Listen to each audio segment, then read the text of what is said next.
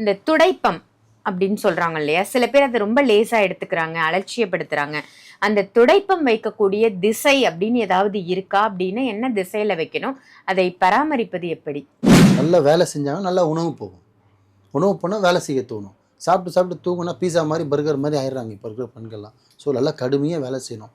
சொல்ல வர கருத்து என்னென்னா, தொடப்பன்றது பார்த்திங்கன்னா வைக்கக்கூடிய வீட்டில் வந்து பார்த்திங்கன்னா பூஜை ரூமே இருந்தாலும் சரி, எதில் சுத்தம் பண்ணால் துணியில் தான் பெருக்கணும்.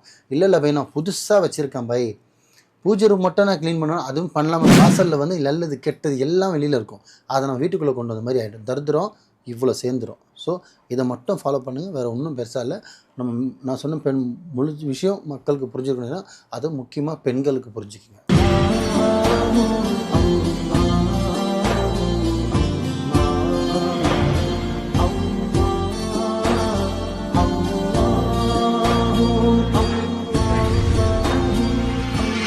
மருஜன் மனையர்கள் அனைவருக்கும் அன்பான வணக்கங்கள். புழல் காவாங்கரை ட்ரிபிளம் டவர்ஸ்ல இருக்கக்கூடிய மாலிக் பாய் அவர்களை தான் சந்திக்க வந்திருக்கோம்.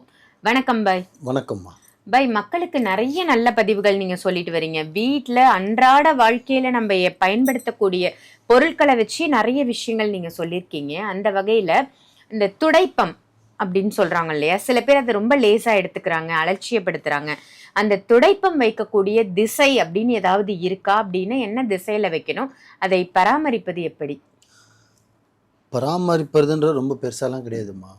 இப்போது நம்மளை சுத்தம் பண்ணுறது பார்த்திங்கன்னா தண்ணி, அதை என்ன பண்ணுறோம், சேமித்து வச்சுக்கிறோம். கண்டிப்பாக தண்ணி குடிக்கவும் சேரும், குளிக்கவும் சேரும். நிறைய விஷயத்துக்கு தண்ணி இல்லாமல் நம்ம இல்லை பயன்படுத்துகிறோம். ஆனால் அதை பார்த்திங்கன்னா ஒரு பராமரிப்பாக நம்ம செய்வோம், வேஸ்ட் பண்ணக்கூடாது அப்படின்னு சொல்லிட்டு. அதே மாதிரி சாப்பிட்ற உணவு பார்த்திங்கன்னா லக்ஷ்மி பர்க்கத்து, அதை வேஸ்ட் பண்ணக்கூடாதுன்னு பத்திரமா வைப்போம். அதே மாதிரி தான் பூஜை பொருட்களும் சரி, வீட்டு பொருட்களும் சரி, அரிசி பருப்பு எது இருந்தாலும் பத்திரம் பண்ணி வைப்போம். ஆனால் நம்மளை எப்படி சுத்தம் பண்ணுற இவ்வளோ பொருள் இருக்கோ, அப்போ அந்த மாதிரி இந்த வீட்டை சுத்தம் பண்ணுறது, வாசலை சுத்தம் பண்ணுறது என்னது, தொடப்பம் தான். இது வந்து பார்த்திங்கன்னா எவ்வளோ பெரிய விஐபி வீடாக இருந்தாலும் சரி, தொடப்பம் இல்லாமல் எதில் பெருக்க முடியும்? உண்மைதான். அவன் மல்டி மில்லியனில் இருந்தாலும் சரி, அவர் பெருக்க போகிறது இல்லை. ஆனால் அட்லீஸ்ட் வீட்டில் இருக்கிற ஹவுஸ்மேடாக ஒர்க் பண்ணுறவங்களாவது செய்வாங்கல்ல, துடைக்கணும், பெருக்கணும், வைக்கணும். எது போட்டாலும் தொடப்பம் இல்லாத ஒன்றுமே பண்ண முடியாது. ஸோ தொடப்பத்தை வந்து பார்த்திங்கன்னா ஹை லெவலில் இருக்கவங்க வந்து லோ வறுமை கோட்டு கீழே இருக்கவங்களுக்கும் இன்னும் யூஸ் பண்ணுவாங்க.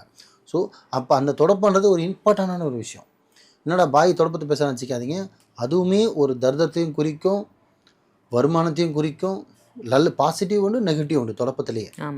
வாசலில் பெருக்கிற தொடப்பம் வீட்டுக்குள்ளே பெருக்கக்கூடாது, வீட்டுக்குள்ளே பெருக்கிற தொடப்பத்தை வாசலில் பெருக்கக்கூடாது. வாசலுக்குன்னு ஒரு தொடப்பம் இருக்கணும், உங்களோட பாத்ரூம் க்ளீன் பண்ணுறதுக்குன்னு தொடப்பம் இருக்கணும், வீட்டு உள்ள பெருக்கிறதுக்கு ஒரு தொடப்பம் இருக்கணும், சாப்பிட்ற சாப்பாடை சிந்துற சாப்பாடை துடைக்கிறதுக்கு ஒரு துணி இருக்கணும், அதுக்கு தொடப்பம் பயன்படுத்தக்கூடாது. இந்த மாதிரி நிறைய இருக்குது. ஆனால் இப்போ பெண்கள் முதல் தொடப்பம் எங்கே இருக்குன்னே தெரில பெண்களுக்கு. அந்த மாதிரிலாம் ஆயிடுச்சு. இன்னத்தை நம்ம பெண்களுக்கு சொல்கிறத முடிஞ்சாலும் கொஞ்சம் மாறுங்கம்மா. நான் உங்களை அழுதுக்கு தான் சொல்கிறேன். ஏன்னா பெண்கள்னாலே வேலை செய்ய மாட்டாங்க அப்படின்ற மாதிரி. ஆனால் இருக்கிறதுலே வந்து 10 ஆணுக்கு ஒரு பெண் சமம் வேலை செய்ய ஆரம்பித்தாங்க. அப்படி இருந்த உலகம் இது. ஆனால் இப்போது ஒன்றுமே இல்லாமல் ஆயிடுச்சு உடம்பு. ஒரு குழந்தை பெற்றோன்னா உடம்பு பார்த்திங்கன்னா ஒன்றுமே இல்லாமல் போயிடுது. 2 குழந்தைக்கு முடிஞ்சிச்சு. அதுதான் டயர் காற்று போன டியூப் மாதிரி ஆயிடுறாங்க. ஏன்னா வேலை செய்கிறது இல்லை, நல்லா உணவு எடுத்துக்கிறது இல்லை. பெண்கள் நல்லா வேலை செஞ்சாங்க, நல்லா உணவு போகும். உணவு போனால் வேலை செய்ய தோணும். சாப்பிட்டு சாப்பிட்டு தூங்குனா பீஸா மாதிரி பர்கர் மாதிரி ஆயிடுறாங்க இப்போ இருக்கிற பெண்கள்லாம். ஸோ நல்லா கடுமையாக வேலை செய்யணும். சொல்ல வர கருத்து என்னென்னா, தொடப்பன்றது பார்த்திங்கன்னா வைக்கக்கூடிய வீட்டில் வந்து பார்த்திங்கன்னா தெளிவாக ஒன்று சொல்லிடுறேன். வாசலில் ஒரு தொடப்பம், பாத்ரூமில் ஒரு யூஸ் பண்ணுங்கள். அந்த தொடப்பத்தை ஹாலில் வீட்டில் யூஸ் பண்ணாதீங்க. அதே தொடப்பத்தை வந்து உங்களோட பூஜை அறையில் தயவு செஞ்சு தொடப்பன்ற விஷயத்த கொண்டு போகாதீங்க. பூஜை ரூமே இருந்தாலும் சரி, எதில் சுத்தம் பண்ணால் துணியில் தான் பெருக்கணும். இல்லை பை நான் புதுசாக வச்சுருக்கேன் பை, பூஜை ரூம் மட்டும் நான் க்ளீன் பண்ணணும், அதுவும் பண்ணலாமான்னு கேட்டால் பண்ணக்கூடாது. ஏன்னா பூஜை அறையை க்ளீன் பண்ணுறது பார்த்திங்கன்னா அந்த பூவெல்லாம் தட்டி விட்டுட்டு சுத்தம் பண்ணிவிட்டு அந்த தின்னூறு ஸோ எல்லாமே கொட்டியிருக்கும். அதை சுத்தம் பண்ணிட்டு பார்த்திங்கன்னா துணியில் தான் துடைக்கணுமே தவிர மாப்பு போடலாம். ஆனால் தொடப்பத்தை அதை யூஸ் பண்ணக்கூடாது. அதே மாதிரி அந்த அந்த பூஜை பொருட்களை சிந்தணுன்னா அதை காலில் மிதிக்கவும் கூடாது. துணியில் தான் சுத்தம் பண்ணி எடுக்கணும். ஸோ ஹாலில் தொடப்பத்தை ஹாலில் யூஸ் பண்ணலாம், வெளியே தொடப்பத்தை வெளியே யூஸ் பண்ணலாம். ஸோ பெருக்கிறோம், தொடப்பத்தை படுக்க வைக்கிறோம். அது தொடப்பம் எங்கே வச்சா நல்லது அப்படின்னு பார்த்தீங்கன்னா தென்மேற்கு மூலையில் வைக்கலாம், அங்கே படுக்க வைக்கணும். எங்கே வைக்கக்கூடாதுன்னு பார்த்தீங்கன்னா வடக்குலையும் வைக்கக்கூடாது, கிழக்குலையும் வைக்கக்கூடாது. தொடப்பத்தை படுக்க வைக்கக்கூடிய தென்மேற்கு தான் வைக்கணும், அதுவும் படுக்க தான் வைக்கணும். செங்குத்தாக நிப்பாட்டக்கூடாது, இப்படின்னு வைக்கக்கூடாது. தொடப்பத்தை இதுதான் விஷயம். ரெண்டாவது நீங்கள் சாப்பிட்ற சாப்பாடு எவ்வளோ சிந்தினாலும் சரி, அது டைனிங் டேபிளாக இருந்தாலும் சரி, கீழே இருந்தாலும் சரி, அந்த தொடப்பத்தை வந்து அந்த இடத்த சுத்தம் பண்ணக்கூடாது. துணியில் தான் சாப்பாடெல்லாம் எடுத்துட்டு சுத்தம் பண்ணி அப்புறம் நீங்கள் தொடப்பத்தை போட்டு பெருக்குங்க. தொடப்பத்தை யூஸ் பண்ணுறதுக்குன்னு சில விஷயங்கள் இருக்குது. ஏன்னா எதுக்கு இந்த மூலை வைக்கக்கூடாது, தென்மேற்கில் வைக்கணுன்றோன்னா, தென்மேற்குன்றது பார்த்திங்கன்னா தொடப்பத்தை வந்து பார்த்திங்கன்னா ஒரு லட்சம் வந்துடும். ஆனால் நான் சொல்ல இது வடக்கெல்லாம் பண்ணோம் அப்படின்னா இருக்கிறதும் முழுசாக தொடச்சிடும். எப்படி வீட்டை துடைக்கிறதோ அந்த மாதிரி தொடச்சிடும்.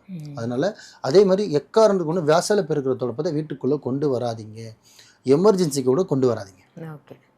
வாசலில் வந்து நல்லது கெட்டது எல்லாம் வெளியில் இருக்கும்.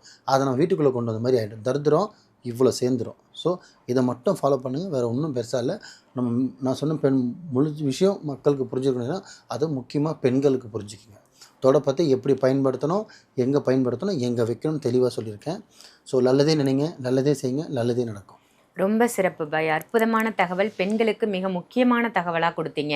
தொடப்பத்தை எந்த திசையில் வைக்கணும், எங்கே வைக்கக்கூடாது, எப்படியெல்லாம் பயன்படுத்துவது சிறப்பு, அதுவும் ஒரு நல்ல ஒரு லக்ஷ்மிகரத்தை கொடுக்கும் அப்படின்னு சொன்னீங்க. மாற்றி செஞ்சால் தரித்திர நிலை வந்துடும் அப்படிங்கிறதையும் நல்ல ஒரு வார்னிங் மாதிரி சொல்லியிருக்கீங்க. சிறப்பான தகவல் பாய். நன்றி.